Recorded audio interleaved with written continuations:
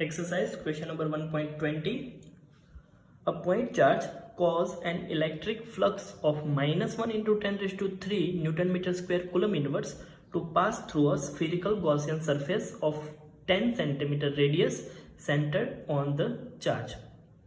कोई एक ऐसा स्फीयर है जिसकी रेडियस 10 सेंटीमीटर है, उसके सेंटर पे कोई पॉइंट चार्ज है जिसकी वजह से उस सरफेस के through -1 into 10 raise to 3 newton metre square coulomb inverse जितना फ्लक्स लिंक हो रहा है.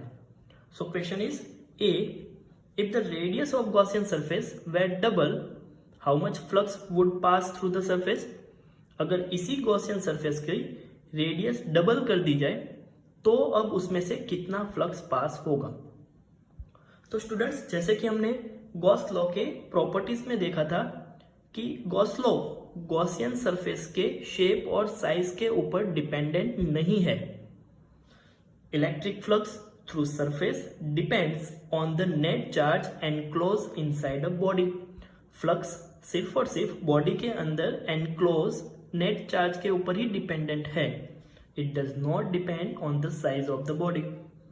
सो if the radius of Gaussian surface is double, the flux through the surface remains the same. और कितना होगा? वो होगा -1 into 10 raise to 3 newton metre square coulomb inverse.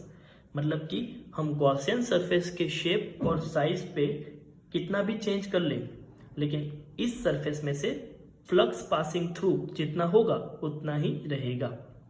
Second question is B, what is the value of the point charge. इस centre पे कितना point charge होगा, उस चार्ज की वैल्यू फाइंड करनी है. तो हम डायरेक्टली लगा सकते हैं from Gauss law, flux phi equal to Q by epsilon 0. हमें चार्ज क्यू फाइंड करना है तो Q equal to phi into epsilon 0. Value रखेंगे तो हमें आंसर मिल रहा है charge Q equal to -8.85 into 10 raise to -9 coulomb, जिसको हम -8.85 नैनो कूलम भी लिख सकते हैं.